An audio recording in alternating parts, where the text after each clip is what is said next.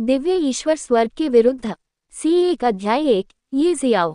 सुबह जैसे ही आकाश जगमगा उठा, जबकि पूरा फेदर सिटी अभी भी भोर से पहले अंधेरे में छिपा हुआ था। अंडस्को सिल्वर मून संप्रदाय में अंडस्को बाहरी शिष्य ये शियाओ, आज तुम्हारे दांत टूट जाने के कारण तुम मार्शल आर्ट का अभ्यास नहीं कर पाओगे। इसलिए अब तुम्हें अपने पूरे जीवन में हमारे सिल्वर मून संप्रदाय के आसपास प्रवेश करने की अनुमति नहीं है, आधा कदम भी नहीं। 50 से 52 वर्ष की आयु के एक बूढ़े व्यक्ति ने ग्रैंड एल्डर की सीट पर बैठे हुए सख्त लहजे में कहा। उसके आसपास कई अन्य बुजुर्ग मौजूद थे और मुख्य सीट पर संप्रदाय का नेता बैठा था और ग्रैंड एल्डर की बातें सुन रहा था। उनके सामने लगभग 15 वर्ष का एक युवक घुटनों के बल बैठा था। लेकिन ग्रैंड एल्डर, मेरा डेंटियन इसलिए टूट गया क्योंकि मैं औषधि उद्यान की रक्षा कर रहा था, और यह आपका शिष्य झो यान था जिसने एक मुख्य शिष्य की मदद से मेरा डेंटियन तोड़ा। आपको उन्हें सजा देनी चाहिए, मुझे नहीं, ये शियाओ ने कहा। मौन, तुम पहले से ही अपंग हो, कचरे का टुकड़ा हो और फिर भी तुम यहाँ रहने के बहाने ढूंढने की हिम्मत कर रहे हो। बड़े बुजुर्ग ने ठंडे स्वर में चिल्लाया। मैंने संप्रदाय के लिए इतना कुछ किया और फिर भी संप्रदाय मेरे साथ ऐसा व्यवहार कर रहा है। ये जियाओ ने पूरे शरीर में दर्द महसूस करते हुए कहा। हमने तुम्हारे बारे में सब कुछ करने की कोशिश की है और फिर भी तुम हमसे बहस करने की हिम्मत करते हो। संप्रदाय के नेता ने तुम्हें पहले ही 3000 चांदी के सिक्के दे दिए हैं, जो तुम्हारे लिए पहले से ही काफी हैं। ये तीसरे बुजुर्ग ने कहा था। संप्रदाय के नेता, एल्डर, ये शियाओ बचपन से ही यहाँ पला बड़ा हूँ, लेकिन अब पता चला है कि आप इतने कठोर दिल वाले हैं। चूंकि यह ऐसा ही है, तो मैं, ये शियाओ, आज के दिन से सिल्वर मून संप्रदाय का हिस्सा नहीं हूँ। ये कहने के बाद वह खड़ा हो गया और संप्रदाय के बाहर की ओर चलने लगा। इंतजार, ये शियाओ रुक गया, पीछे मुड़ा और ग्रैंड एल्डर के साथ साथ सिल्वर मून संप्रदाय के कई अन्य बुजुर्गों सहित संप्रदाय के नेता के ठंडे चेहरे को देखा। अब क्या मुझे बताने के लिए अभी भी कुछ बाकी है? ये शियाओ ने ठंडी आवाज में पूछा। बड़े बुजुर्ग ने कपड़े के एक टुकड़े की ओर इशारा किया जिसके अंदर कुछ छिपा हुआ लग रहा था और कहा, तुम ये चांदी के सिक्के लेना भूल गए। इसे ले लो और चले जाओ। कोई जरूरत नहीं है, और चिंता मत करो, मैं अपने दम पर जीवित रह सकता हूँ। लेकिन याद रखना, एक दिन मैं अपना बदला लेने के लिए जरूर वापस आऊंगा। उसने ये कहा, पलटा और चला गया। जब वह जा रहा था तो उसने कई शिष्यों को उसकी ओर इशारा करते और उसका मजाक उड़ाते सुना। जल्दी करो और देखो, वह अपन ये जियाओ आ रहा है। बेकार चीज। देखो, मैंने तुमसे कहा था कि इस घटना के बाद उसे संप्रदाय से बाहर निकाल दिया जाएगा। ... ये सुनकर उसने अपने हाथ भींच लिए और मन ही मन कसम खाई कि यदि उसका दानतियन वापस मिल जाए तो वह एक दिन अवश्य वापस आएगा और इस संप्रदाय के इन हृदयहीन शिष्यों और बुजुर्गों से अपना बदला लेगा। ये शियाओ 15 साल की उम्र में क्यूई कंडेंसेशन दायरे के पहले चरण में शक्ति के साथ सिल्वर मून संप्रदाय का एक बाहरी दरबारी शिष्य था। उसे संप्रदाय में एक प्रतिभाशाली व्यक्ति माना जा सकता है। वह एक अनाथ था। 5वें एल्डर ये फैन उसे संप्रदाय में ले आए जब वह वहां बाहर था और उसे सड़क पर भीख मांगते हुए देखा। उसने पाया कि ये शियाओ में विशेषज्ञ बनने की प्रतिभा थी, इसलिए वही ये शियाओ को अपने साथ संप्रदाय में वापस ले आया और उसे अपना उपनाम भी दे दिया। वह 5वें एल्डर के मार्गदर्शन में एक अच्छा जीवन जी रहा था और सिल्वर मून संप्रदाय को अपना घर बना लिया था। लेकिन एक दिन उसने 5वें एल्डर ये फैन की मृत्यु की खबर सुनी। एल्डर ये फैन ने एक विशेष औषधीय जड़ी बूटी प्राप्त करने के लिए 4थे दर्जे के जादुई जानवर से लड़ते हुए अपनी जान गंवा दी। 5वें बड़े की मृत्यु के बाद संप्रदाय में उनका जीवन बहुत कठिन हो गया। उन्होंने संप्रदाय में अपना दर्जा खो दिया और उन्हें औषधीय उद्यान में जड़ी बूटियों की देखभाल करने के लिए नियुक्त किया गया। संप्रदाय के मजबूत शिष्यों द्वारा उन्हें अक्सर धमकाया जाता था। इन सब के बाद भी उन्होंने संप्रदाय के लिए कड़ी मेहनत की क्योंकि इस संप्रदाय ने उन्हें नया जीवन दिया था। कल वह अपने मिशन को पूरा करने के लिए एक प्रथम श्रेणी के जादुई जानवर, एक पहाड़ी भालू का शिकार करने के लिए ब्लैक क्लाउड फॉरेस्ट गया था। ब्लैक क्लाउड फॉरेस्ट से वापस आने और अपने मिशन के पूरा होने की रिपोर्ट करने के बाद जैसे ही वह औषधीय उद्यान में दाखिल हुआ, उसने ग्रैंड एल्डर के शिष्य झो यान को देखा, जो बॉडी टेम्परिंग के 9वें चरण में था, जो औषधि उद्यान से एक उच्च श्रेणी की जड़ी बूटी चुरा रहा था। उसके बगल में एक और मध्यम आयु वर्ग का आदमी खड़ा था, जो एक शक्तिशाली आभा दे रहा था। उसने उन्हें रोकने की कोशिश की, लेकिन इसके बजाय उसे बुरी तरह पीटा गया, यहाँ तक कि उसका दांतियन भी नष्ट कर दिया गया। न केवल उसका दांत्यन बल्कि कई कीमती औषधीय जड़ी बूटियां भी नष्ट कर दी गईं। वह अभी भी दर्द से पीड़ित था। तभी अचानक कानून प्रवर्तन करने वाले शिष्य और बुजुर्ग आए और उसे रस्सी से बांध दिया और तब तक घसीटते रहे जब तक वह संप्रदाय के नेता के सामने नहीं पहुंच गया। वहां झो यान ने अपने गुरु ग्रैंड एल्डर की मदद से उसे फंसाया और उसे संप्रदाय से बाहर निकाल दिया गया। उन्होंने संप्रदाय के नेता और अन्य लोगों को भी सब कुछ समझाया, लेकिन फिर भी किसी ने उनकी बात पर विश्वास नहीं किया। उसे ये भी एहसास हुआ कि वहां मौजूद हर कोई उसके खिलाफ था। अचानक उसे याद आया कि ग्रैंड एल्डर को 5वें एल्डर ये फैन से कुछ शिकायत थी, और वहां मौजूद बुजुर्गों ने ग्रैंड एल्डर के खिलाफ जाने की हिम्मत नहीं की, यहाँ तक कि सिल्वर मून सेक्ट के संप्रदाय के नेता ने भी नहीं। उसने 6 साल तक अपने संप्रदाय की सेवा की, लेकिन उसके बाद भी उसे अपने संप्रदाय के सदस्यों द्वारा बेरहमी से कुचला गया, और इस वजह से वह सिल्वर मून संप्रदाय के प्रति घृणा से भर गया। जब वह धीरे धीरे काले बादलों के जंगल की ओर चला जा रहा था, तो संप्रदाय के शिष्य उसका मजाक उड़ा रहे थे।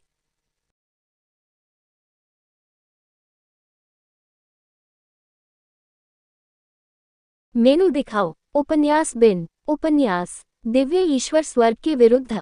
अध्याय 2। मुठभेड़। इस दुनिया में ताकत ही सब कुछ है। ताकतवर लोग राज करते हैं जबकि कमजोर लोग डर में जीते हैं।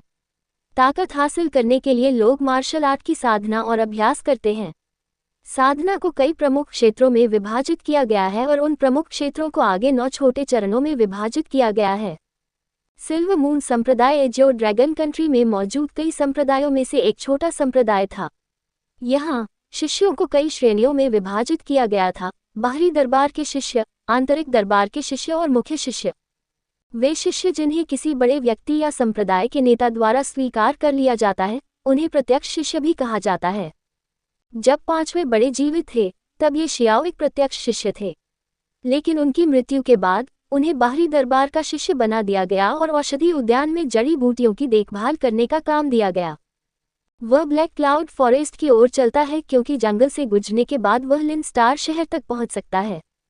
कि अचानक उसे अपने शरीर के पिछले हिस्से में ठंडक महसूस हुई। वह जल्दी से बाईं ओर भागा। उस समय वह जहां था वहां एक धमाका हुआ। जब उसने अपना सिर उठाया तो उसने देखा कि झो यान 3 अन्य शिष्यों के साथ उसकी ओर आ रहा है।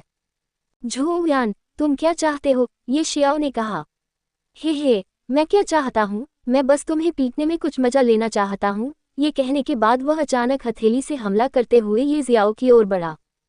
100 सुई हथेली। आह! पूरे जंगल में एक युवक की चीख गूंज उठी। ये जियाओ 2 कारणों से इस हथेली के हमले से बचने में सक्षम नहीं था। सबसे पहले, वह पहले से ही घायल था और उसका दानटियन नष्ट हो गया था। दूसरा, झो यान की गति बहुत तेज थी। उसने उसे चकमा देने का मौका नहीं दिया। 100 सुई हथेली। झो यान ने एक बार फिर उसकी छाती पर हमला किया। ये शियाओ को ऐसा लगा जैसे उसकी छाती में सैकड़ों सुइयां घुस गई हों। वह पहले से ही बुरी तरह घायल था, लेकिन इस हमले के बाद वह और भी ज्यादा घायल हो गया। उसके घाव और भी गहरे हो गए। हे, ट्रैश, पिटाई के बाद तुम्हें कैसा लग रहा है? झो यान ने जमीन पर पड़े युवक से पूछा। बड़े भाई झो, चलो उसे मार डालें, झो यान के बगल में एक आदमी ने कहा। नहीं, अभी नहीं, मैं उसे धीरे धीरे प्रताड़ित करूंगा। उसे अपने शरीर के अंगों के कटने का दर्द महसूस करने दो। हाँ, वरिष्ठ भाई सही कह रहे हैं, झो यान के साथ आए शिष्यों में से एक ने कहा और ये शियाओ के पेट में लात मार दी। आह! ये शियाओ उड़ गया। उसने मुंह भर खून उगल दिया। झो यान, मुझे अभी मार डालो। अगर किसी भी तरह से मैं जिंदा रहा तो मैं तुम्हें मार डालूंगा, ये शियाओ ने कहा। वह यहाँ मरने को तैयार नहीं था। वह यहाँ से भागने का कोई रास्ता सोचने लगा। वह एक निश्चित दिशा में भागा, ये सोचकर कि उसे कुछ ऐसा मिल जाए जो उसे झो यान और उसके अनुयायियों से छुटकारा दिला सके। हे ट्रैश, तुम कहाँ भाग रहे हो? झो यान ने उसका पीछा करना शुरू कर दिया। ये जियाओ अचानक रुक जाता है क्योंकि उसके सामने एक गहरी खाई थी। वह एक चट्टान के शीर्ष पर था। अब तुम जानते हो कि तुम मुझसे भाग नहीं सकते। ओह, तो वहाँ एक खड्ड है, इसलिए तुम अपने रास्ते पर रुक गए। तुम्हारी हिम्मत भागने की है, अब मर जाओ। ये कहने के बाद झो यान ने उसे लात मारी। वह उड़कर खड्ड में जा गिरा। ये जियाओ ने झो यान को देखा और कुछ कहना चाहता था, लेकिन उसकी दृष्टि धुंधली होने लगी और वह अपनी चेतना खो बैठा। टकराना। ये शियाओ, जो अपनी चेतना खो चुका था, लगभग 5 मीटर ऊंची काली घास की मोटी परत पर गिर गया। उसके शरीर से खून बहने लगा। ये जियाओ के दिल से गहरा लाल खून टपक कर काली घास पर गिर गया। काली घास ने तुरंत अपना रंग बदल लिया और लाल हो गई। वह अपनी आखिरी सांस पर थे। अचानक एक परिवर्तन हुआ। घास पर एक काली रोशनी चमक उठी। पहले गिरा हुआ खून दरअसल उस काली गेंद में समा गया। बस ताज़ा खून सोखने के बाद वह काली गेंद अचानक कांपने लगी। कुछ समय बाद इसका रंग काले से बदलकर बहुरंगी हो गया। अचानक चारों तरफ रंग बिरंगी रोशनी की धाराएं फूट पड़ी। फिर काली गेंद, जो अब एक रंग बिरंगी गेंद बन गई थी, सीधे ये शियाओ के दिल में घुस गई, मानो वह जिंदा हो। काली गेंद ये शियाओ के दिल में घुस गई और गेंद से बहुरंगी ऊर्जा बाहर निकलकर उसके शरीर में विलीन होने लगी। इसके तुरंत बाद ये शियाओ का शरीर बहुरंगी रोशनी से चमकने लगा। बहुरंगी प्रकाश अपने साथ सघन प्राण ऊर्जा लेकर आया और ये शियाओ की क्षतिग्रस्त मध्यांतर रेखाओं की मरम्मत करने लगा। जब इसने ये शियाओ के मेरिडियन की मरम्मत की तो बहुरंगी रोशनी उसके मेरिडियन से होते हुए उसके खून में चली गई। उसके बाद इसने हड्डी और मज्जा को उन्नत करना शुरू कर दिया। उसकी अस्थि मज्जा को उन्नत करने के बाद वह उसके डेंटियन में प्रवेश कर गया। उसके डेंटियन की भी मरम्मत शुरू हो गई क्योंकि उसमें सघन प्राण ऊर्जा वाला बहुरंगी पदार्थ प्रवेश कर गया। उसकी मेरिडियन बदल गई और पहले से कहीं ज्यादा मजबूत हो गई। उसकी अस्थि और मज्जा शुद्ध और उन्नत हो गई और उसका डेंटियन भी बहाल हो गया। जब ये सब हो गया तो उसके शरीर से रंग बिरंगी रोशनी गायब हो गई, जैसे कि वह कभी थी ही नहीं। उसके दिल में रंग बिरंगी गेंद भी वापस अपने मूल स्वरूप में आ गई और एक काली गेंद बन गई। ये शियाओ के शरीर से एक काला तरल पदार्थ बाहर निकल आया। ये उसके शरीर की अशुद्धियां थीं जो उसके शरीर से बाहर निकलने लगी। ... धीरे धीरे ये जियाओ को होश आ जाता है।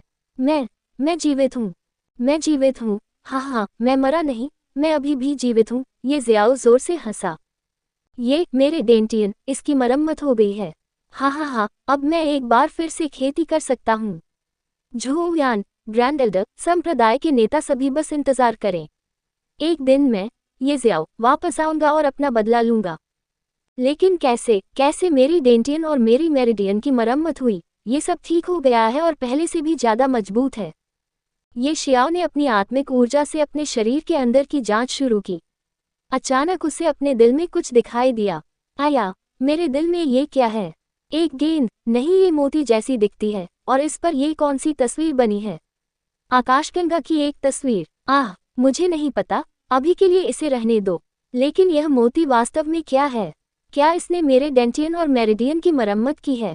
अगर ऐसा है तो यह निश्चित रूप से एक खजाना है। दिखाओ उपन्यास बिन उपन्यास दिव्य ईश्वर स्वर्ग के विरुद्ध। अध्याय 3, स्वर्गीय मोती। ये शियाओ ने अपनी आत्मिक ऊर्जा से मोती को छुआ और अचानक उसे अपनी आंखें धुंधली महसूस हुई और जब सब कुछ स्पष्ट हो गया तो उसने खुद को दूसरी दुनिया में पाया। ये जियाओ अचानक एक खूबसूरत घास के मैदान के बीच में आ गया। वहाँ एक जंगल था, पहाड़ थे, एक बहुत बड़ी नदी थी, बहुत सुंदर फूलों से घिरा एक बड़ा घास का मैदान था और शुद्ध जैद से बना एक रास्ता था जो 4 दिशाओं में जाता था। उसने जैद पथ को देखा जो 4 अलग अलग दिशाओं में जा रहा था। जैद पथ जो बाईं ओर जा रहा था, पहाड़ों और नदियों की ओर जा रहा था। वह जैद पथ जो सही दिशा में जा रहा था, घने जंगल की ओर जा रहा था। वह नहीं जानता था कि पीछे की ओर जाने वाला जैद पथ कहाँ जाता है, क्योंकि यहाँ से कुछ भी दिखाई नहीं देता था और यही बात सीधे जाने वाले जैद पथ के लिए भी लागू थी। वह उस जैद पथ पर चलने लगा जो सीधे उस स्थान से जा रहा था जहाँ वह खड़ा था और सामने के दृश्य का आनंद ले रहा था। क्या हो रहा है? मैं वास्तव में कहाँ हूँ? ये शियाओ सोचने लगा। जब वह उठा तो उसने खुद को एक ऐसे अंधेरे क्षेत्र में पाया जहाँ उसे कुछ भी दिखाई नहीं दे रहा था। उसके बाद उसे पता चला कि वह मरा नहीं बल्कि जिंदा था और यहाँ तक कि उसकी क्षतिग्रस्त मेरिडियन और डेंटियन की मरम्मत भी हो गई थी। उसके दिल में एक अजीब मोती मौजूद था जिस पर एक आकाशगंगा या किसी चीज की तस्वीर बनी हुई थी। जब उसने अपनी आत्मिक ऊर्जा से इसे जांचने की कोशिश की तो वह किसी तरह इस अजीब दुनिया में आ गया। वह अभी भी सोच ही रहा था कि अचानक एक जानकारी उसके दिमाग में उभरी। स्वर्गीय मोती, स्वर्गीय मोती, यह क्या है? क्या यह उस मोती का नाम है जो मेरे हृदय के अंदर है? क्या ये स्वर्गीय मोती के अंदर की दुनिया है? मैं यहाँ कैसे आया और मैं बाहर कैसे जा सकता हूँ? ये वे सवाल थे जिनके बारे में उसने अपने दिल के अंदर के मोती का नाम जानने के बाद सोचना शुरू किया। वह लगभग 2 से 3 घंटे तक जेडपथ पर चलता रहा और फिर उसे सड़क के अंत में एक 9 मंजिला शिवालय दिखाई दिया। वह 9 मंजिला पगोडा के सामने चला गया और उसने देखा कि पगोडा के गेट के बाईं ओर एक पत्थर का खंभा था जिसकी ऊंचाई करीब 1 मीटर थी। पत्थर के खंभे के ऊपर एक हाथ के निशान की छवि थी। जब उन्होंने हाथ के निशान की छवि देखी तो उन्होंने पाया कि इसकी ऊंचाई, लंबाई और मोटाई भी उनके अपने हाथ के समान ही है। क्या मुझे इस हाथ के निशान की छवि पर अपना हाथ रखना होगा? ये सोचने के बाद उसने अपना हाथ उस जगह पर रखा जहां हाथ के निशान की छवि थी और फिर एक बदलाव हुआ। उसे लगा कि उसके दिमाग में बहुत सारी जानकारी घुस रही है और उसके दिमाग में एक आवाज़ गूंजी, स्वर्गीय मोती के उत्तराधिकारी, स्वर्ग पर शासन करने के लिए किस्मत में लिखा है। चूंकि आप स्वर्गीय मोती के उत्तराधिकारी हैं, इसलिए आज से आप अपनी मेहनत से अपना भाग्य खुद बनाएंगे। आपको किसी के सामने अपना सिर झुकाने की अनुमति नहीं है। आप खुद के और अपने भाग्य के मालिक हैं। याद रखें, किसी को भी आपको नीचा दिखाने का अधिकार नहीं है, किसी को भी नहीं, यहाँ तक कि स्वर्ग को भी नहीं। किसी को भी मुझे नीची नज़र से देखने का अधिकार नहीं है, यहाँ तक कि स्वर्ग को भी नहीं। ये ज़ियाओ ने ये वाक्य बुदबुदाया और उसका खून खौलने लगा। उसकी आंखें चमक उठी और उसने आसमान की ओर देखते हुए जोर से कहा, हाँ, मैं, ये ज़ियाओ, अपने भाग्य और खुद का मालिक हूँ। किसी को भी मुझे नीची नज़र से देखने का अधिकार नहीं है और किसी को भी मार्शल आर्ट के शिखर की ओर बढ़ने के मेरे रास्ते में खड़े होने का अधिकार नहीं है। यदि शैतान मेरा रास्ता रोककर खड़े हों तो मैं शैतान को 1000 टुकड़ों में काट दूंगा। यदि देवता मेरा रास्ता रोककर खड़े हों तो मैं देवताओं को मार डालूंगा और यदि स्वर्ग मेरा रास्ता रोककर खड़े हों तो मैं, ये शियाओ, स्वर्ग को नष्ट कर दूंगा। इसके बाद वह शांत हुआ और अचानक दरवाजा खुलने की आवाज़ सुनी। चुर चुर, उसने दरवाजे की तरफ देखा और उस तरफ चलने लगा। जब वह 9 मंजिला पैगोडा के दरवाजे के सामने पहुंचा तो वह रुक गया और अंदर झांका। वहां सिर्फ अंधेरा था। क्या मुझे अंदर जाना चाहिए या नहीं? वह इसके बारे में सोचता है और फिर निर्णय लेता है। इसे भूल जाओ, चूंकि मैं स्वर्गीय मोती का उत्तराधिकारी हूँ, इसलिए मैं इस पर गौर करूंगा। वह एक कदम आगे बढ़ा और दरवाज़ा पार करके 9 मंजिला पगोडा की पहली मंजिल पर पहुंच गया। अंदर घुसते ही उसने अपनी आंखें बंद कर ली क्योंकि अचानक उसके सामने रोशनी चमक उठी। कुछ सांस लेने के बाद उसने अपनी आंखें खोली और देखा कि इस मंजिल पर एक कड़ाही के अलावा कुछ भी नहीं था। एक अजगर कड़ाही के चारों ओर चक्कर लगा रहा था। ये शियाओ धीरे धीरे कड़ाही की ओर चला और जैसे ही वह कड़ाही को छूने वाला था, एक बार फिर उसके दिमाग में बहुत सारी जानकारी कौंध गई। जानकारी के माध्यम से उन्होंने पाया कि 9 मंजिला पगोडा की पहली मंजिल पर समय बाहर की तुलना में धीरे धीरे बहता है। यहाँ 3 दिन बाहर के 1 दिन के बराबर हैं। दूसरे शब्दों में यहाँ समय बाहर की तुलना में 3:1 के अनुपात में बहता है। ये जानकर वह बहुत खुश हुआ। इस टावर की मदद से वह बाहरी दुनिया से कई गुना तेजी से साधना कर सकता है और यहाँ आध्यात्मिक ऊर्जा बाहर की तुलना में बहुत सघन है। और यहाँ से प्राप्त जानकारी के माध्यम से ये ज़ियाओ को पता चला कि फर्श के बीच में मौजूद कड़ाई में 3 प्रकार की स्मृति संग्रहित हैं और वह इन यादों को अपनी यादों के रूप में उपयोग कर सकता है। उसने जल्दी से कड़ाई का ढक्कन खोला और 3 अलग अलग अवरोधों के अंदर 3 प्रकार की चमकदार रोशनी देखी।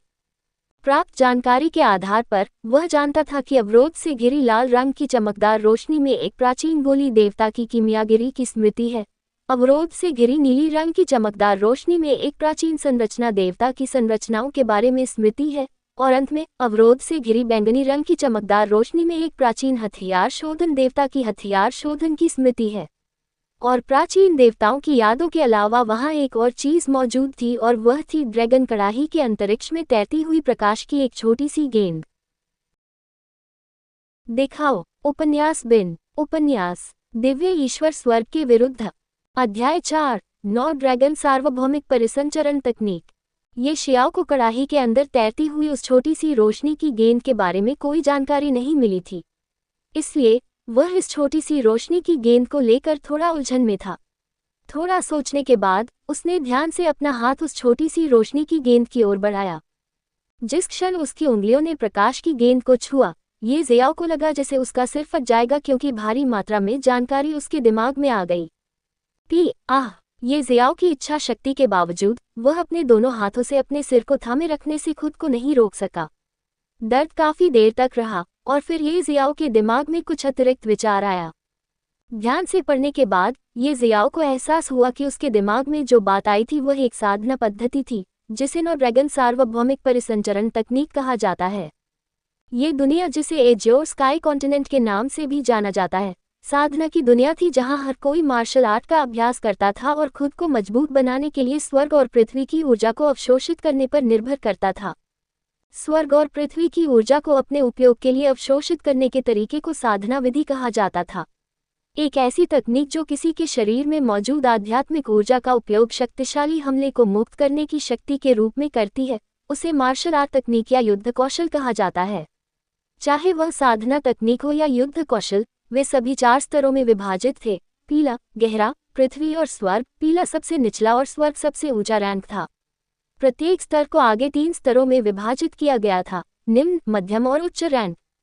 जब महाद्वीप पर सभी साधना पद्धतियां साधना के एक निश्चित स्तर पर पहुंच जाती हैं और शरीर में आध्यात्मिक ऊर्जा पूरी तरह से संचित हो जाती है, तो वे प्रसारित हो सकती हैं और आत्मिक ऊर्जा के बंधनों को तोड़ सकती हैं, और तब वे ऊपर के स्तर पर पहुंच सकती हैं। ये शियाओ को नहीं पता था कि नो ड्रैगन यूनिवर्सल सर्कुलेशन तकनीक किस स्तर की मानी जा सकती है, न ही इस पर कुछ लिखा था। इसमें केवल विधि और इसका उपयोग कैसे किया जा सकता है, इसका उल्लेख था। नो ड्रैगन यूनिवर्सल सर्कुलेशन तकनीक में कुल 9 परतें थीं। जब कोई नो ड्रैगन यूनिवर्सल सर्कुलेशन तकनीक की पहली परत की खेती करता है, तो वह अपनी चेतना के सागर में एक सच्चा ड्रैगन बना सकता है और यहाँ तक कि ड्रैगन की क्षमताओं का भी इस्तेमाल कर सकता है।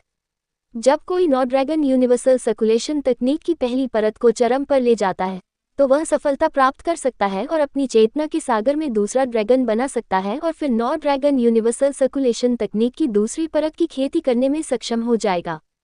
नो ड्रैगन यूनिवर्सल सर्कुलेशन तकनीक की खेती करते हुए किस तरह का ड्रैगन बनाया जा सकता है, ये व्यक्ति की किस्मत पर निर्भर करता है। यह एक शक्तिशाली ड्रैगन भी हो सकता है और यह एक कचरा ड्रैगन भी हो सकता है। नो ड्रैगन सार्वभौमिक परिसंचरण तकनीक में साधना में कोई बाधा नहीं थी, जिसका अर्थ ये भी था कि चाहे किसी भी कारण से उनकी साधना में रुकावट आए हो, इस साधना पद्धति में सब कुछ ठीक था। इस साधना पद्धति के बारे में पढ़ने के बाद ये शियाओ तुरंत खुश हो गया। उसे कभी नहीं पता था कि एक दिन उसे इस तरह की साधना तकनीक मिल सकती है। उसने ये भी सोचा कि नो ड्रैगन सार्वभौमिक परिसंचरण तकनीक एक अफवाह वाली पौराणिक अमर स्तर की तकनीक है जो स्वर्ग स्तर की तकनीकों से एक स्तर अधिक है। गहरी सांस लेते हुए उसने अपनी उत्तेजना को दबाने की कोशिश की। झोयान द्वारा अपमानित होने और सिल्वर मून संप्रदाय से बाहर निकाले जाने के बाद वह अंततः ताकत के महत्व को समझता है। जब उसकी भावनाएं पूरी तरह से शांत हो गईं, तो ये शियाओ 9 मंजिला पैगोडा की पहली मंजिल पर क्रॉस लेग बैठ गया। उसके हाथ धीरे धीरे नो ड्रैगन यूनिवर्सल सर्कुलेशन तकनीक के निर्देशों के अनुसार मुहरें बना रहे थे। उसके डेंटियन की मरम्मत के बाद वह केवल बॉडी टेम्परिंग दायरे के पहले चरण में था। उस मुहर के बनने के बाद आसपास के क्षेत्र की आध्यात्मिक ऊर्जा में उतार चढ़ाव शुरू हो गया। उसका शरीर एक चुंबक की तरह था क्योंकि उसने स्वर्ग और पृथ्वी की आध्यात्मिक ऊर्जा को अवशोषित कर लिया था। जब स्वर्ग और पृथ्वी की आध्यात्मिक ऊर्जा उसके शरीर में प्रवेश करती थी, तो वह उसकी मध्य रेखाओं का अनुसरण करती हुई उसके डेंटियन में प्रवाहित होती थी, जैसे कि एक नदी को सागर ने निगल लिया हो। उसके डेंटियन के अंदर पहले से ही आध्यात्मिक ऊर्जा का एक बादल था। नो ड्रैगन यूनिवर्सल सर्कुलेशन तकनीक का पालन करते हुए बादल धीरे धीरे बड़ा और बड़ा होता गया। एक जार की तरह जब अंदर बहुत अधिक आध्यात्मिक ऊर्जा होती है, तो जार टूट जाता है और बिखर जाता है। ऊर्जा के बादल के टूटने के बाद उसके डेंटियन में मौजूद आध्यात्मिक ऊर्जा बाहर निकलने लगी, जो ये जियाओ के मेरिडियन के साथ तेजी से पीछे की ओर बहने लगी। जैसे ही उसके डेंटियन में मौजूद आध्यात्मिक ऊर्जा उसके शरीर में वापस आई, ये जियाओ के मेरिडियन वास्तव में नंगी आंखों से दिखाई देने वाली गति से फैलने लगे। जैसे जैसे उसके मेरिडियन फैलते गए, ये जियाओ का शरीर लगातार मजबूत होता गया। आधी अगरबत्ती को जलने में जितना समय लगता है, उसके बाद सारी आत्मिक ऊर्जा उसके दानतियन में वापस आ गई और आत्मिक ऊर्जा का ये बादल पहले की तुलना में कई गुना बड़ा हो गया। ये शियाओ ने धीरे से अपनी आंखें खोली और अविश्वास से अपने डेंटियन को देखा। उसने अपने शरीर में बढ़ती हुई शक्ति को महसूस किया और उसकी आंखें उत्साह से भर गईं। शरीर को तपाकर स्वस्थ करने का तीसरा चरण। वह सीधे ही शारीरिक तड़का लगाने के प्रथम चरण से शारीरिक तड़का लगाने के तीसरे चरण में पहुंच गया। ओह बूम! एक जोरदार मुक्का लगने से 9 स्टोरी पैगोडा की पूरी पहली मंजिल पर विस्फोट की आवाज गूंज उठी। ये बिल्कुल अकल्पनीय है कि कोई व्यक्ति जो अभी अभी बॉडी टेम्परिंग क्षेत्र के तीसरे चरण में पहुंचा है, उसके पास इतनी महान शक्ति होगी। मेरे लिए बॉडी टेम्परिंग के छठे या सातवें चरण के खिलाफ मुकाबला करना मुश्किल नहीं है। शांत होने के बाद उसने नो ड्रैगन यूनिवर्सल सर्कुलेशन तकनीक का प्रसार करना शुरू कर दिया। अब वह अपनी चेतना के सागर में एक सच्चा ड्रैगन बनाना चाहता था, क्योंकि सच्चा ड्रैगन बनाने के बाद ही वह और भी अधिक शक्तिशाली बन सकता था और उसके पास कुछ जीवन रक्षक क्षमताएं होंगी और वह और भी तेजी से साधना कर सकेगा। नो ड्रैगन यूनिवर्सल सर्कुलेशन तकनीक की प्रत्येक परत का अपना लाभ है। दिखाओ उपन्यास बिन उपन्यास दिव्य ईश्वर स्वर्ग के विरुद्ध। अध्याय 5 स्वर्ग को निगलने वाला दिव्य ड्रैगन। जब उन्होंने स्वर्ग और पृथ्वी की आत्मिक ऊर्जा का संचार करना शुरू किया और नो ड्रैगन सार्वभौमिक परिसंचरण तकनीक के अनुसार हाथ की मुहर बनाई, तो उनकी चेतना के सागर में एक ड्रैगन की काल्पनिक रूपरेखा उभरने लगी। ये देखकर वह तुरंत उत्साहित हो जाता है। नो ड्रैगन यूनिवर्सल सर्कुलेशन तकनीक की पहली परत की खेती करने से किस तरह का ड्रैगन बनेगा? भूल जाओ, मुझे उम्मीद है कि यह एक बहुत शक्तिशाली ड्रैगन है ताकि मेरी ताकत एक बार फिर बढ़ सके। और हाँ, इसमें ड्रैगन की क्षमताएं भी हैं। मैं इससे किस तरह की क्षमताएं प्राप्त कर सकता हूँ? कुछ देर सोचने के बाद वह एक बार फिर शांत हो गया और नो ड्रैगन यूनिवर्सल सर्कुलेशन तकनीक के अनुसार ड्रैगन का निर्माण शुरू कर दिया। जैसे जैसे समय बीतता गया, काल्पनिक ड्रैगन और भी ज्यादा वास्तविक होता गया। सबसे पहले इसकी पूंछ बनी, फिर पेट, उसके बाद पंख और पंजे, और धीरे धीरे ड्रैगन का सिर बनने के बाद उसके पूरे शरीर पर अनगिनत शल्क उभरने लगे। पता नहीं कितना समय बीत गया, आखिरकार काल्पनिक ड्रैगन ठोस रूप लेने लगा और वास्तविक बन गया। ये जियाओ वर्तमान में बाहरी दुनिया से पूरी तरह अनजान होकर नो ड्रैगन यूनिवर्सल सर्कुलेशन तकनीक का परिश्रमपूर्वक संचालन कर रहा था। सिल्वर मून संप्रदाय क्या गुरुजी, क्या ये सच है? हमारे ये जो ड्रैगन देश के शाही शहर के प्रथम श्रेणी के संप्रदाय एक प्रतियोगिता का आयोजन कर रहे हैं और शीर्ष 10 को उस संप्रदाय को चुनने का अधिकार होगा जिसमें वे प्रवेश करना चाहते हैं। झोयान ने अपने सामने एक आलीशान कुर्सी पर बैठे एक बूढ़े व्यक्ति से धीरे धीरे चाय की चुस्की लेते हुए पूछा। वह सिल्वर मून संप्रदाय के ग्रैंड एल्डर मा याफे थे। हाँ, 1 महीने बाद प्रतियोगिता शुरू हो जाएगी। हमें प्रतियोगिता से कम 2 दिन पहले वहां पहुंचना होगा। आखिर हमें प्रतियोगिता के लिए पंजीकरण भी तो करवाना है। प्रतियोगिता शुरू होने से 24 घंटे पहले पंजीकरण समाप्त हो जाएगा। प्रतियोगिता में अच्छा प्रदर्शन करना और प्रतियोगिता आयोजकों या वहां मौजूद संप्रदाय के सदस्यों की नजरों में आना याद रखें। प्रतियोगिता में शीर्ष प्रतिभागी इंपीरियल सिटी के 5 महान संप्रदायों में प्रवेश करेंगे और शीर्ष 10 को वह संप्रदाय चुनने का अधिकार दिया जाएगा जिसमें वे प्रवेश करना चाहते हैं। जैसे ही उन्होंने अपने प्रत्यक्ष शिष्य झोयान को प्रतियोगिता के बारे में बताया, तो उनका उत्साह और अधिक बढ़ गया। हाँ गुरुजी, मैं प्रतियोगिता में अवश्य ही शीर्ष 10 में आऊंगा। हाँ गुरुजी, एक और बात, हम इंपीरियल सिटी जाने के लिए कब निकलेंगे? हम लगभग आधे महीने बाद। हम अपने सिल्वर मून संप्रदाय के 9 अन्य उत्कृष्ट शिष्यों के साथ उड़ने वाले जादुई जानवर पर अपने संप्रदाय से प्रस्थान करेंगे। इंपीरियल सिटी तक पहुंचने में लगभग 10 दिन लगेंगे। प्रतियोगिता शुरू होने से 5 दिन पहले हम वहां पहुंचेंगे। ग्रैंड एल्डर मा याफे ने चाय की चुस्की लेते हुए यह बात कही। हाँ गुरु, मैं समझ गया। झोयान ने अपने गुरु सिल्वर मून संप्रदाय के ग्रैंड एल्डर के सामने अपने दोनों हाथों को कपल बनाकर यह कहा। अब जाओ, अपनी साधना पर ध्यान केंद्रित करो और इन 10 दिनों में क्यूई संघनन क्षेत्र में पहुंचने का प्रयास करो। यह अवरोध तोड़ने वाली गोली लो। मैं इन 10 दिनों में तुम्हारी यथासंभव सहायता करूंगी, बड़े बुजुर्ग ने कहा और झोयान की ओर एक गोली की बोतल फेंक दी। झोयान ने गोली की बोतल पकड़ी, उत्साह से बड़े बुजुर्ग की ओर झुका और चला गया। 9 मंजिला पगोडा की पहली मंजिल पर ये जियाओ नो ड्रैगन सार्वभौमिक परिसंचरण तकनीक के अनुसार आत्मा ऊर्जा को प्रसारित कर रहा था और हाथ की मुहरें बना रहा था। गर्जन, एक जोरदार ड्रैगन की दहाड़ अचानक ये जियाओ की चेतना के पूरे सागर में गूंज उठी। क्या एक सच्चा ड्रैगन ऐसा दिखता है? ये जियाओ, जो अपने पहले ड्रैगन को बनाने के लिए बहुत मेहनत कर रहा था, उसने अपनी चेतना के समुद्र के अंदर देखा और एक पौराणिक दिव्य जानवर, एक सच्चा ड्रैगन देखा जो अपने पंख फैलाकर अहंकार से चेतना के पूरे समुद्र में उड़ रहा था। उस ड्रैगन का शरीर पूरी तरह से काला था और उसके काले शल्कों पर खूबसूरत सुनहरी रेखाएं बनी हुई थीं। यह उतना ही प्रभावशाली लग रहा था जितना कि एक पौराणिक असली ड्रैगन होना चाहिए। अचानक उस ड्रैगन की नज़र ये जियाओ पर पड़ी। वह उसकी ओर उड़ने लगा और उसके सामने उतर आया। ये जियाओ के मन में वह दृश्य ऐसा था जैसे कोई भगवान उसके सामने उतर आया हो। ड्रैगन ने अपनी बड़ी सुनहरी आंखों से ये जियाओ की आंखों में देखा और अचानक उसकी आंखों से प्रकाश की एक किरण निकली और ये जियाओ के माथे के बीच में प्रवेश कर गई। ये जियाओ दर्द से कराहता है और एक बार फिर ये जियाओ के दिमाग में कुछ जानकारी उभरती है। स्वर्ग भक्षक दिव्य ड्रैगन, स्वर्ग और पृथ्वी को खा जाओ और इसे अपने लिए उपयोग करो। स्वर्ग भक्षण करने वाला दिव्य ड्रैगन, जैसा कि इसके नाम से ही पता चलता है, एक दिव्य ड्रैगन था। किंवदंती का एक ड्रैगन, ये कुछ भी और सब कुछ खा सकता है। पूरे स्वर्ग और पृथ्वी में ऐसा कुछ भी नहीं है जिसे स्वर्ग भक्षण करने वाला दिव्य ड्रैगन न खा सके। ये स्वर्ग और पृथ्वी को भी खा सकता है, लेकिन इसके लिए एक निश्चित शर्त है। इसमें कई क्षमताएं हैं, लेकिन ये जियाओ स्वर्ग भक्षण दिव्य ड्रैगन की केवल 2 क्षमताओं का ही उपयोग कर सकता है।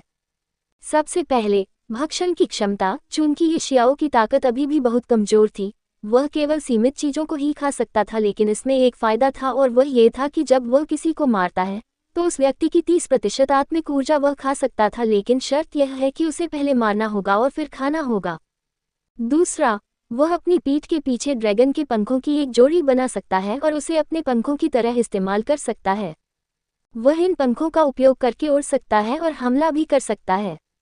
आमतौर पर केवल मार्शल सम्राट दायरे का एक विशेषज्ञ ही उड़ सकता है, लेकिन अब ये जियाओ स्वर्ग भक्षण दिव्य ड्रैगन के पंखों का उपयोग करके उड़ सकता है। ये जियाओ इन 2 क्षमताओं को पाकर बहुत उत्साहित हो जाता है। वह जिस व्यक्ति को मारता है उसकी 30% आत्मिक ऊर्जा को खा सकता है। बेशक वह निर्दोष को नहीं मारेगा, और वह चाहे तो इस दुनिया में आत्मिक ऊर्जा वाली किसी भी चीज को खा सकता है। 9 ड्रैगन यूनिवर्सल सर्कुलेशन तकनीक की पहली परत को प्रसारित करने के बाद मेनू दिखाओ। उपन्यास बिन उपन्यास दिव्य ईश्वर स्वर्ग के विरुद्ध। अध्याय 6। तानाशाह भालू। उसने बड़ी मुश्किल से खुद को शांत किया। आखिर जिस किसी को भी इस तरह का सौभाग्य प्राप्त हो जाए, वह निश्चित रूप से तुलना से परे उत्साहित हो जाएगा। स्वर्ग भक्षण करने वाले दिव्य ड्रैगन में कई अद्भुत क्षमताएं हैं, लेकिन ये जियाओ अपनी ताकत की कमी के कारण उनका उपयोग नहीं कर सकता। उसके बाद वह अपनी चेतना के सागर से बाहर निकल गया। ये जियाओ ने अपनी आंखें खोली और 3 अलग अलग प्राचीन देवताओं की 3 यादें देखीं। क्या अफसोस है, मेरे पास अभी इतनी ताकत नहीं है, अन्यथा मैं कम से कम 3 यादों में से एक को अपने साथ मिला सकता हूँ। 9 मंजिला पगोडा की पहली मंजिल पर आने के बाद उसे जो जानकारी मिली, उससे उसे पता चला कि यदि उसे 3 प्राचीन देवताओं की स्मृतियां प्राप्त करनी है, तो उसे अवरोध को खोलने के लिए पर्याप्त शक्ति की आवश्यकता होगी। प्राचीन गोली देवता की यादों के अवरोध को खोलने के लिए उसे कम से कम क्यूई संघनन क्षेत्र के प्रथम चरण की शक्ति की आवश्यकता थी। प्राचीन संरचना देवता की यादों के अवरोध को खोलने के लिए उसे कम से कम मूल कोर क्षेत्र के प्रथम चरण की शक्ति की आवश्यकता थी। प्राचीन शिलालेख देवता की यादों के अवरोध को खोलने के लिए उसे कम से कम मार्शल किंग दायरे के प्रथम चरण की शक्ति की आवश्यकता थी। अभी ये जियाओ सिर्फ बॉडी टेम्परिंग दायरे के तीसरे चरण में था। अगर वह 3 बाधाओं में से किसी एक को खोलना चाहता था तो उसे कड़ी मेहनत करनी होगी और ताकत हासिल करनी होगी। एज्योर स्काई कॉन्टिनेंट में केवल ताकत मायने रखती है, चाहे आपकी पहचान कितनी भी महान क्यों न हो। अगर आपके पास ताकत नहीं है तो आपकी किस्मत सिर्फ ताकतवर लोगों के कदमों में ही अटकी रहेगी। हाँ, यह अलग बात है कि अगर आपके पास पर्याप्त ताकत नहीं है, लेकिन आपके पीछे एक शक्तिशाली समर्थक है। ये जियाओ ने निराशा में अपना सिर हिलाया और 9 मंजिला शिवालय से बाहर निकल गया। एक बार फिर उसके सामने एक विशाल और खूबसूरत दुनिया प्रकट हुई। पत्थर के खंभे पर हाथ रखने के बाद उसे जो जानकारी मिली, उससे उसे पता चला कि इस विशाल दुनिया और यहाँ तक कि 9 मंजिला शिवालय का इस्तेमाल अंदर की चीजों को संग्रहित करने के लिए किया जा सकता है। वह यहाँ स्वर्गीय मोती की दुनिया में एक जादुई जानवर भी पाल सकता है। वह जड़ी बूटियां उगा सकता है, उन्हें पाल सकता है और यहाँ तक कि स्वर्गीय मोती के अंदर की दुनिया में उनका पुनरुत्पादन भी कर सकता है। एज्योर स्काई कॉन्टिनेंट में एक ऐसा उपकरण है जिसे स्टोरेज बैग कहते हैं। अगर कोई चाहे तो स्टोरेज बैग के अंदर कई चीजें रख सकता है। इसके अलावा एक स्पेशियल रिंग भी है। स्पेशियल रिंग के अंदर कई चीजें रख सकते हैं और उसे उंगली में पहन सकते हैं। लेकिन स्थानिक छल्ले बहुत दुर्लभ हैं और उनकी कीमत भी बहुत अधिक है, इसलिए बहुत कम लोग उन्हें खरीद पाते हैं। यदि कोई जीवित पौधे या जड़ी बूटी को संग्रहित करना चाहता है तो उसे एक विशेष स्थानिक वलय की आवश्यकता होती है, जिसे जीवन स्थानिक वलय कहा जाता है, लेकिन ये सामान्य स्थानिक वलय की तुलना में बहुत दुर्लभ और महंगा है। ये शियाओ बहुत उत्साहित था। बीच बीच में वह जोर जोर से हंसता और आसमान की ओर चिल्लाता। अगर वहां कोई और आदमी होता तो वह ये शियाओ को पागल कहता। मैं यहाँ से कैसे निकलूं? जैसे ही ये जियाओ ये सोच रहा था, उसकी आंखें अचानक धुंधली हो गईं, और एक बार फिर जब उसके आसपास सब कुछ साफ हो गया तो उसने खुद को एक गहरे अंधेरे में पाया। उसे पता था कि वह उस खड्ड के तल पर था जिसे उसने पहले ब्लैक क्लाउड फॉरेस्ट की चट्टान से देखा था। अचानक ये शियाओ की पीठ पर खूबसूरत सुनहरी रेखाओं वाली काले ड्रैगन पंखों की एक जोड़ी दिखाई दी। उसने अपने ड्रैगन पंखों को फड़फड़ाया और आकाश में उड़ने लगा। जब वह चट्टान के शीर्ष पर पहुंचा तो वह नीचे उतरा और जोर जोर से सांस लेने लगा। अपनी वर्तमान ताकत के साथ मैं लंबे समय तक ड्रैगन विंग्स का उपयोग नहीं कर सकता।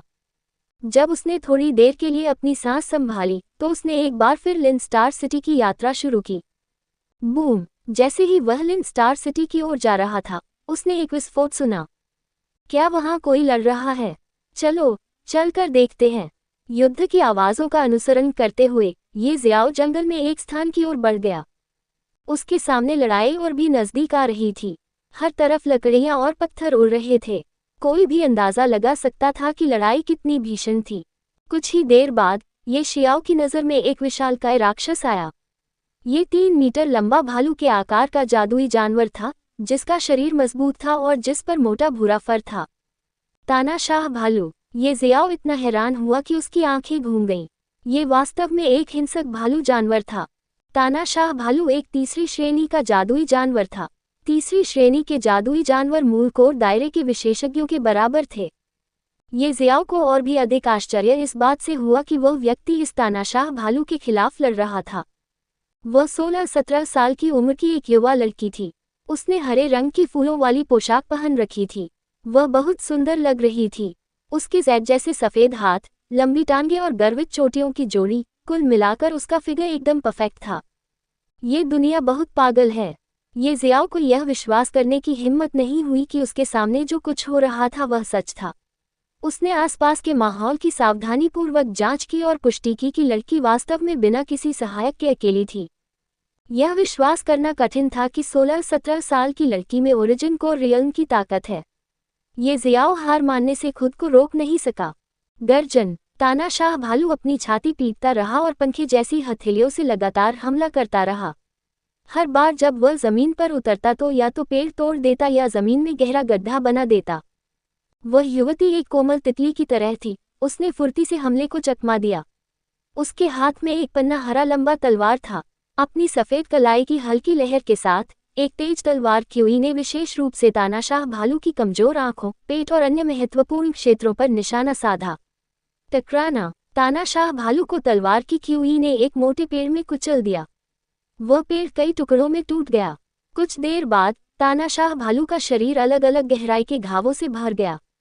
टपकते खून ने उसके फर को लाल कर दिया। दिखाओ उपन्यास बिन उपन्यास दिव्य ईश्वर स्वर्ग के विरुद्ध। अध्याय 7 आत्मा मूल फल। ये जियाओ, जो अंधेरे में छिपा हुआ था, ने चुपके से अपना सिर हिलाया और उसी समय उसने सोचा, वह मुझसे केवल 1 या 2 साल बड़ी है और वह पहले से ही एक ओरिजिन कोर रियल्म विशेषज्ञ है। ये वास्तव में क्रोधित करने वाला है जब लोग एक दूसरे से अपनी तुलना करते हैं। हंस, मैं तुम्हारे साथ और समय बर्बाद नहीं करना चाहती। युवा लड़की ने हल्के से भौहें सिकोड़ी और तलवार हाथ में लेकर तानाशाह भालू की ओर बढ़ी। उसने अपनी तलवार में अपनी आत्मा की ऊर्जा प्रवाहित की और तलवार पर सफ़ेद बर्फ की एक परत दिखाई दी। जैसे ही तानाशाह भालू हमला करने वाला था, युवती के हाथ में हरी लंबी तलवार किसी उल्कापिंड की तरह चमक रही थी। 100 की आवाज़ के साथ वह दोनों भालू के पंजों को चीरती हुई दूसरे पक्ष के पेट में जा घुसी। अच्छी तलवार कला! ये जियाओ उसकी प्रशंसा करने से खुद को रोक नहीं सका। तानाशाह भालू अपनी आंखें खोलकर जमीन पर गिर जाता है। कुछ देर बाद उसकी मौत हो जाती है। छोटी लड़की तानाशाह भालू के पास गई और उसके सिर से कोर निकाला और लगभग 15 मिनट तक आराम करने के बाद वह वहां से चली गई।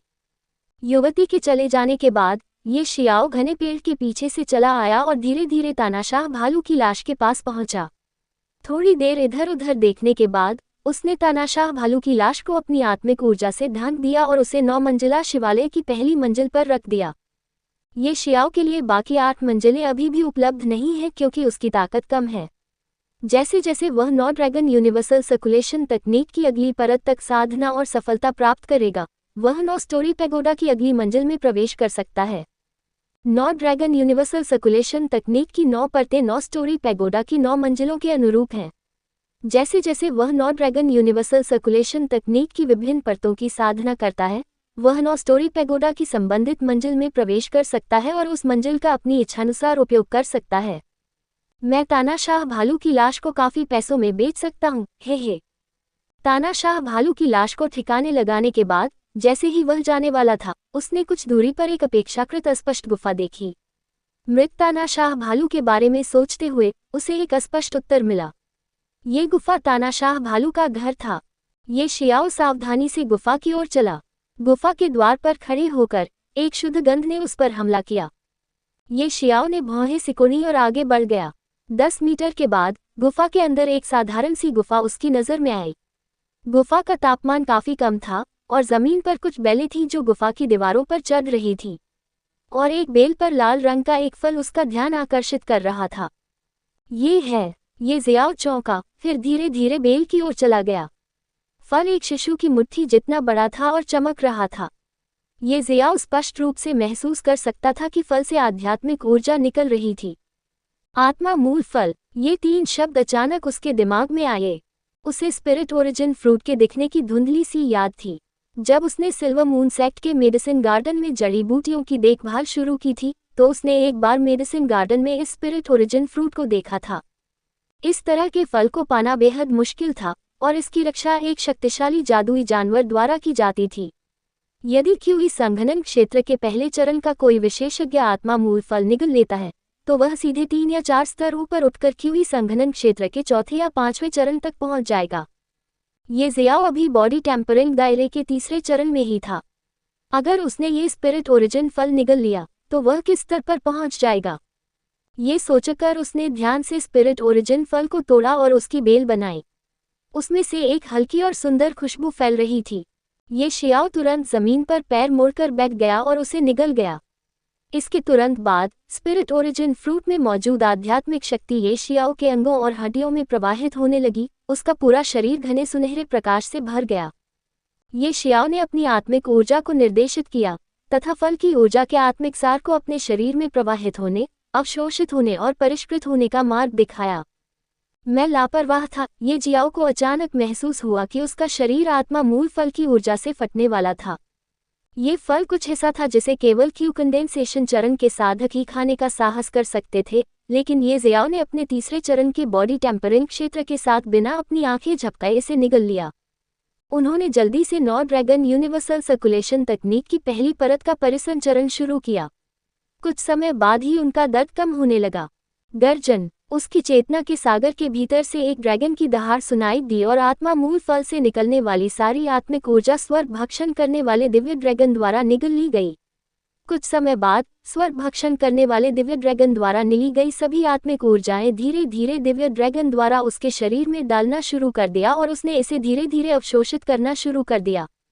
कुछ समय के बाद बूम, बॉडी टेम्परिंग दायरे का 4था चरण, शरीर को तपा देने के क्षेत्र का 5वां चरण, बॉडी टेम्परिंग दायरे का 6ठा चरण। पता नहीं कितना समय बीत गया, वह लगातार आगे बढ़ता रहा और बॉडी टेम्परिंग के चरम पर पहुंचने के बाद ही रुका। शरीर को संयमित करने के क्षेत्र का 9वां चरण। ये शियाओ तुरंत उत्साहित हो गया। वह एक छलांग में बॉडी टेम्परिंग दायरे के 3रे चरण से बॉडी टेम्परिंग दायरे के 9वें चरण तक पहुंच गया। एक ही आत्मा मूल फल ने इतने कम समय में उसकी ताकत को बहुत ज्यादा बढ़ा दिया। इसके अलावा ये ज़ियाओ को अभी भी महसूस हो रहा था कि उसका शरीर पहले से कहीं ज्यादा मजबूत हो गया है। अब उसे क्यूई संघनन क्षेत्र के 2रे चरण के एक साधक के खिलाफ लड़ने का आत्मविश्वास है। ये ज़ियाओ वहां और अधिक नहीं रुका, वह उठकर लिन स्टार सिटी की ओर चला गया। पूरे 3 दिन चलने के बाद वह ब्लैक क्लाउड फॉरेस्ट को पार कर लिन स्टार सिटी पहुंचा। मेनू दिखाओ। उपन्यास बिन। उपन्यास दिव्य ईश्वर स्वर्ग के विरुद्ध। अध्याय 8, खजाना एकत्र करने वाला मंडप। जैसे ही ये ज़ियाओ शहर के गेट से गुजरा और शहर में दाखिल हुआ, कुछ देर पूछने के बाद वह एक दिशा की ओर चल पड़ा। लगभग 15 मिनट चलने के बाद ये जियाओ एक बड़ी इमारत के सामने रुक गया। खजाना एकत्रण मंडप। ये जियाओ से पहले आलीशान इमारत खूबसूरती से सजाई गई थी और ये लिन स्टार सिटी के सबसे अच्छे इलाके में स्थित थी। एक नज़र से ही कोई यह बता सकता है कि यह सामान्य सत्ता के तहत कोई व्यवसाय नहीं था। ये जियाओ बड़े कदमों से अंदर आया। ट्रासा गैदरिंग पवेलियन एजियो ड्रैगन कंट्री में एक दुर्जय शक्ति के अधीन एक व्यवसाय है और एजियो ड्रैगन कंट्री के अंतर्गत हर शहर में इसकी शाखाएं हैं। खजाना इकट्ठा करने के अलावा ट्रासा गैदरिंग पवेलियन ने कई खजाने भी बेचे। अतिथि, क्या मैं जान सकता हूं कि आपको कुछ चाहिए? ये जियाओ अभी खजाना एकत्र करने वाले मंडप में ही दाखिल हुआ था, तभी एक परिचारक उसका स्वागत करने के लिए आगे बढ़ा और परिचारक ने एक पेशेवर मुस्कान प्रकट की। मैं एक तीसरी श्रेणी के जादुई जानवर की लाश बेचना चाहता हूँ। ये शियाओ ने खजाना एकत्र करने वाले मंडप के परिचारक से कहा। ग्रेड 3 जादुई जानवर की लाश बेचो। परिचारक ने ये जियाओ को सिर हिलाया और उसे खजाना एकत्र करने वाले मंडप की दूसरी मंजिल पर ले गया और ये जियाओ को एक काउंटर के सामने खड़ा कर दिया। अतिथि, आप क्या बेच रहे हैं? काउंटर के सामने एक अधेड़ उम्र का आदमी शांत भाव और भावशून्य चेहरे के साथ खड़ा था। क्यूई संघनन क्षेत्र का 5वां चरण। जब ये शियाओ की आध्यात्मिक शक्ति फैली तो उसने पहले ही क्षण में मध्यम आयु वर्ग के व्यक्ति की साधना को देखा। तीसरी श्रेणी के जादुई जानवर की लाश। ये जियाओ की आंखें सिकुड़ गईं और वह दृढ़ता और निर्णायक रूप से बोला। तीसरी श्रेणी के जादुई जानवर की लाश। मध्यम आयु वर्ग का व्यक्ति ये शियाओ की बात सुनकर दंग रह गया और उसने पूछा, अतिथि, क्या मैं जान सकता हूँ कि आप किस तरह के जादुई जानवर की लाश बेच रहे हैं? ये जियाओ ने तानाशाह भालू की लाश को मध्यम आयु वर्ग के आदमी के सामने रख दिया। स्थानिक अंगूठी। मध्यम आयु वर्ग के व्यक्ति को तानाशाह भालू की लाश की अचानक उपस्थिति से आश्चर्य हुआ और सहज रूप से ये जियाओ की उंगली को देखने के लिए अपना सिर उठाया। खजाना एकत्रीकरण मंडप में प्रवेश करने से पहले ये शियाओ ने अपनी उंगली पर एक सामान्य अंगूठी पहनी थी ताकि अगर वह स्वर्गीय मोती के अंदर की दुनिया से कुछ भी बुलाए तो लोग सोचे कि उसके पास एक स्थानिक अंगूठी है। और अब ये तरीका वाकई काम कर गया। उसके सामने खड़े अधेड़ उम्र के आदमी को लगा कि उसके पास स्थानिक अंगूठी है और इसीलिए वह अचानक तानाशाह भालू की लाश को बुलाने में सक्षम था।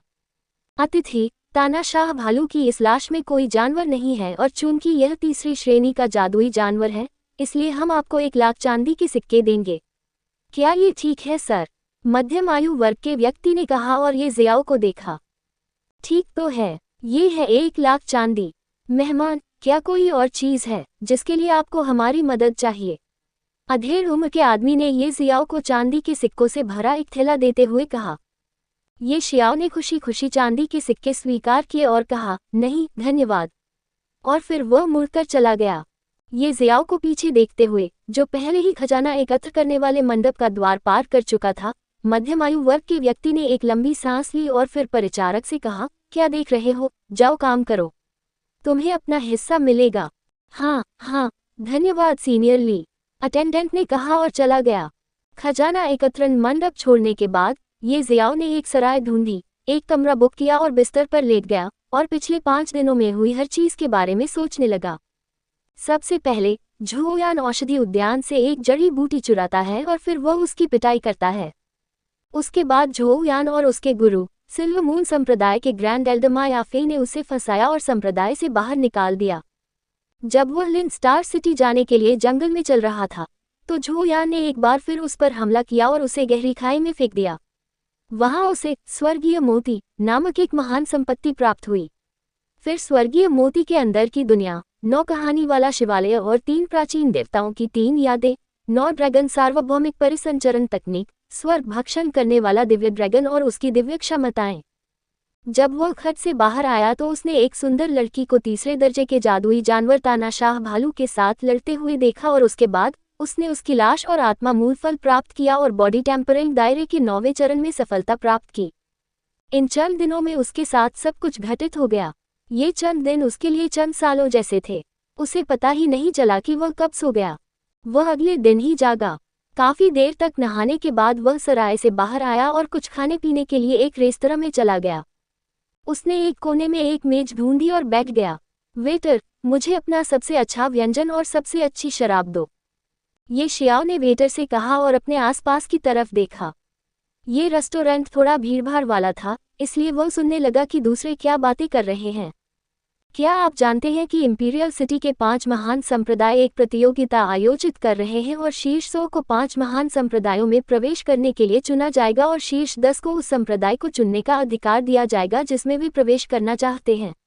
एक युवक ने अपने साथी से पूछा, बेशक मुझे पता है, प्रतियोगिता के आधिकारिक रूप से शुरू होने में अब केवल 25 दिन बचे हैं।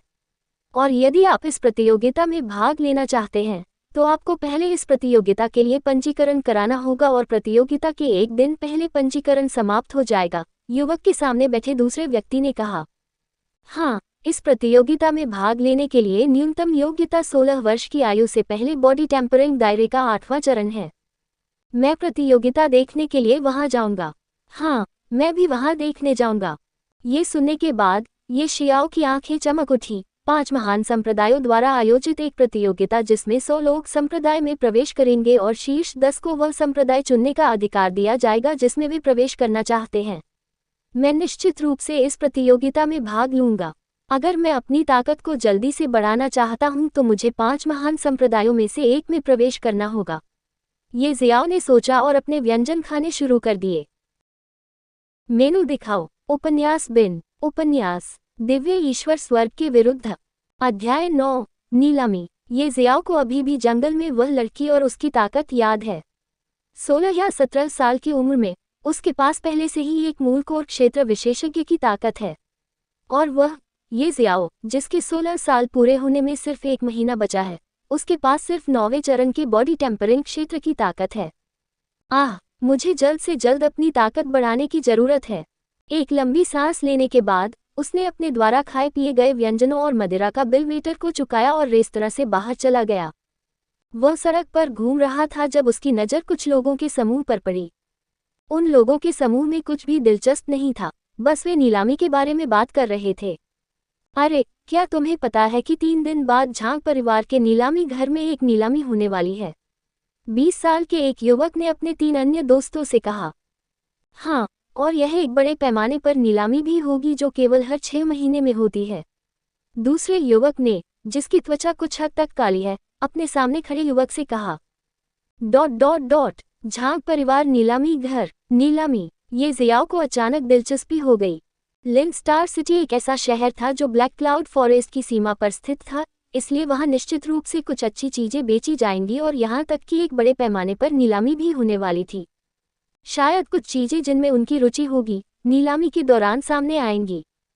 फिर वो उन लोगों के सामने गया और एक युवक से नम्र स्वर में पूछा, भाई, क्या मैं ये जान सकता हूँ कि अगर मैं झांग परिवार नीलामी घर की नीलामी में भाग लेना चाहता हूँ तो मुझे क्या करना होगा? ये जियाओ सीधे मुद्दे पर आया और उसी समय उसे कुछ चांदी के सिक्के दिए। युवक की आंखें चमक उठीं। चांदी के सिक्के एक तरफ रखते हुए उसने जल्दी से कहा, हे, यहाँ ये भाई, तुमने सही व्यक्ति से पूछा है। झांग परिवार के नीलामी घर की नीलामी में प्रवेश शुल्क के 2 स्तर हैं। पहला, बोली लगाने का अधिकार प्राप्त करने और हॉल में एक सीट पर बैठने के लिए 100 चांदी के सिक्के खर्च करें। दूसरा, बोली लगाने का अधिकार प्राप्त करने के लिए 10,000 चांदी के सिक्के खर्च करें और झांग परिवार आपको एक निजी कमरा और सबसे व्यापक सेवा प्रदान करेगा। एक सामान्य सीट के लिए 100 सिल्वर की आवश्यकता होती है। ये जियाओ की आंखें थोड़ी सिकुड़ गईं, वह आश्चर्यचकित था। और उस निजी कमरे के लिए वास्तव में 10,000 चांदी की आवश्यकता है। एक छोटे से परिवार के लिए मासिक भत्ता 10,000 चांदी है और यहाँ झांग परिवार के नीलामी घर में एक निजी कमरे की फीस ही 10,000 चांदी है। धन्यवाद भाई। ये शियाओ ने युवक की ओर हाथ बढ़ाया और चला गया। कुछ समय बाद वह उस सराय के सामने पहुंचा जहां वह ठहरा हुआ था और सीधे अपने कमरे में चला गया। वह अपने बिस्तर पर बैठ गया और बड़बड़ाया, अगर मुझे ये पता होता तो मैं सिल्वर मून संप्रदाय से बाहर निकलने से पहले संप्रदाय के नेता द्वारा दिए जा रहे 3,000 चांदी के सिक्के ले लेता। मुझे इन 3 दिनों में कुछ पैसे कमाने का कोई तरीका सोचना होगा, अन्यथा मैं 3 दिन बाद नीलामी में कुछ भी नहीं खरीद पाऊंगा। कुछ देर सोचने के बाद भी उसे कोई ऐसा तरीका नहीं सूझता जिससे वह कुछ पैसे कमा सके। चलो पहले स्वर्गीय मोती के अंदर की दुनिया में प्रवेश करते हैं, शायद वहां मुझे कुछ पैसे लायक चीज मिल जाए। ये सोचते हुए वह स्वर्गीय मोती के अंदर की दुनिया में प्रवेश कर गया और जिस कमरे में था वहां से गायब हो गया। ये शियाओ एक बार फिर स्वर्गीय मोती के अंदर की दुनिया में आया। उसके सामने खूबसूरत घास का मैदान था जो कई तरह के खूबसूरत फूलों से ढका हुआ था। दाईं ओर कुछ दूर घने और लंबे पेड़ों वाला जंगल था और घास के मैदान के बाईं ओर कुछ दूर पहाड़ और नदियां थीं। घास के मैदान के बीच से एक ज़ेड पथ था जो हर दिशा में जाता था। पिछली बार जब वह यहाँ आया था तो उसने 9 मंजिला पगोडा की ओर जाने वाला ज़ेड पथ चुना था जो घास के मैदान से सीधा रास्ता था। इस बार उसने घास के मैदान के बाईं ओर का रास्ता चुना और पहाड़ों और नदियों की ओर जाने वाले ज़ेड पथ पर चलना शुरू कर दिया। लगभग 1 घंटे बाद वह एक नदी के सामने पहुंचता है जो जंगल की ओर बह रही थी। उन्हें आश्चर्य इस बात पर हुआ कि नदी में आत्मिक ऊर्जा का सांद्रण बाहरी दुनिया की तुलना में कम से कम 5 गुना अधिक था। वह आसपास की चीज़ों को देख रहा था और नदी पार करने में मदद करने वाली किसी चीज़ की तलाश कर रहा था। वह पहाड़ पर जाना चाहता था। उसके दिल में कुछ उम्मीद थी कि शायद पहाड़ों में उसे कुछ दुर्लभ अयस्क या ऐसा कुछ मिल जाए। नदी के उस पार सैकड़ों पहाड़ थे। काफी देर तक खोजने के बाद भी उसे कुछ नहीं मिला जिससे होकर वह नदी पार कर सके। जब वह निराश होकर जाने को हुआ तो अचानक उसकी नज़र एक पेड़ के सूखे मोटे तने पर पड़ी। उसके दिमाग में एक विचार कौंधा और वह पेड़ के मोटे तने के पास आया और उसे चाकू से काटने लगा। वह चाकू एक मध्यम स्तरीय सामान्य हथियार था जो उसे उसके गुरु सिल्वमून संप्रदाय के 5वें बुजुर्ग ने दिया था। उस ट्रंक से नाव बनाने में उसे पूरा 1 दिन लग गया। उसने नाव को सरकाया और नदी में ले गया। सब कुछ हो जाने के बाद उसने नाव को नदी में चलाना शुरू किया। रास्ते में उसे पानी की कई बड़ी लहरों का सामना करना पड़ा, लेकिन फिर भी किसी तरह ये जियाओ ने बड़ी मुश्किल से नदी पार की। ये शियाओ ने अपनी नाव नदी के किनारे खड़ी की और नाव से नीचे उतर गया। जब वह पीछे मुड़ा तो उसने बहुत सारे पहाड़ देखे। ये शियाओ ये भी नहीं देख पाया कि किसी भी पहाड़ की चोटी कहाँ स्थित थी। पहाड़ बहुत ऊंचे थे। मेनू दिखाओ। उपन्यास बिन उपन्यास दिव्य ईश्वर स्वर्ग के विरुद्ध। अध्याय 10 एक बड़ा भाग्य। ये जियाओ पहाड़ों के चारों ओर घूमता रहा और उसने अपेक्षाकृत छोटे पहाड़ की खोज करने का फैसला किया क्योंकि उस पहाड़ से कुछ चमकदार रोशनियां निकल रही थीं। वह छोटा पहाड़ बीच में था और 12 बड़े पहाड़ उसे हर तरफ से घेरे हुए थे। ऐसा लग रहा था कि ये 12 बड़े पहाड़ सिर्फ उस छोटे पहाड़ की रक्षा के लिए ही यहाँ थे। लगता है कि उस छोटे से पहाड़ पर कुछ महत्वपूर्ण चीज है, ये शियाओ ने सोचा। जब ये शियाओ उस छोटे पहाड़ पर पहुंचा तो उसने देखा कि उस छोटे पहाड़ के चारों ओर कई छोटी छोटी गुफाएं थीं। गिनती करने पर उसे पता चला कि वहां कुल 12 गुफाएं थीं। लेकिन एक गुफा को छोड़कर बाकी सभी गुफाओं के दरवाजे एक प्रकाश अवरोध से ढके हुए थे। ये वही अवरोध था जिसे ये जियाओ ने 3 प्राचीन देवताओं की यादों पर देखा था। ये देखकर ये जियाओ समझ गया कि यदि वह अन्य गुफाओं में प्रवेश करना चाहता है तो उसे एक अलग स्तर की ताकत की आवश्यकता होगी जो बाधा को तोड़ने के लिए पर्याप्त शक्तिशाली हो। जब ये जियाओ छोटे पहाड़ की ओर आ रहा था तो उसने सबसे पहले जो प्रकाश देखा था वह पहली गुफा से चमक रहा था जो बिना किसी अवरोध के थी। चूंकि पहली गुफा के दरवाजे पर कोई अवरोध नहीं था इसलिए ये शियाओ उसमें घुस गया। कुछ दूर चलने के बाद उसकी नज़र गुफा की दीवारों पर पड़ी। रात में सितारों की तरह चमकते हुए कई चमकीले पत्थर उस पर जड़े हुए थे। आत्मा क्रिस्टल। जब ये जियाओ ने उन पत्थरों को देखा तो वह आश्चर्य से जोर से चिल्लाया। ये वास्तव में एक क्रिस्टल खान थी। ये शियाओ को इतना सदमा लगा कि वह कुछ समय तक संभल नहीं सका। यह एक क्रिस्टल की खान थी जो स्पिरिट स्टोन का उत्पादन करती है जो सोने के सिक्कों से भी अधिक कीमती थे। ये शियाओ को आत्मिक पत्थरों से अपेक्षाकृत अधिक परिचितता थी क्योंकि उसने एक बार सिल्वर मून संप्रदाय के 5वें एल्डये फैन के हाथ में एक आत्मिक पत्थर देखा था। उस समय जब उसने पूछा कि पत्थर के बारे में क्या है तो 5वें एल्डये फैन ने उसे आत्मा के पत्थरों के बारे में सब कुछ समझाया। उन्होंने ये भी कहा कि वह भाग्यशाली था जब वह अपने किसी निजी काम से संप्रदाय से बाहर था और आत्मा के पत्थर के पास आ गया। स्पिरिट स्टोन एक प्रकार का क्रिस्टल था जिसमें स्वर्ग और पृथ्वी की आध्यात्मिक ऊर्जा समाहित थी।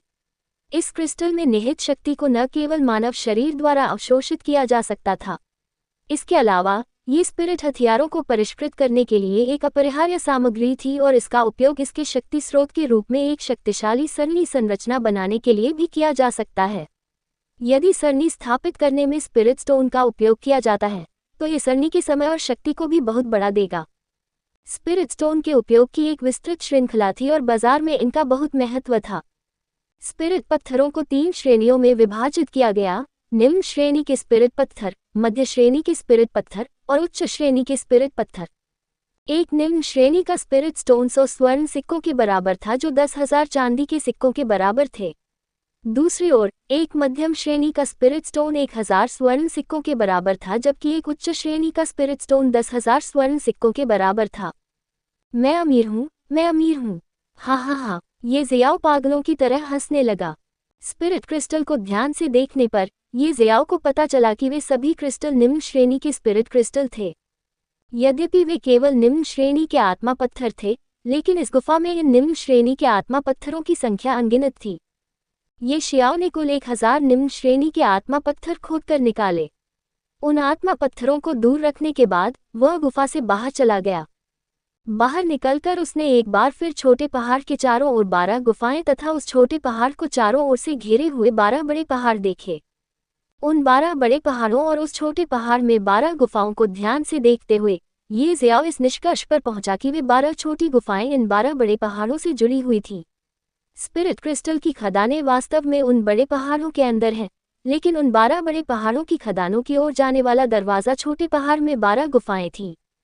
जैसे ही ये शियाओ ने इस बारे में सोचा, वह स्वर्गीय मोती के रहस्यों से और भी अधिक अभिभूत हो गया।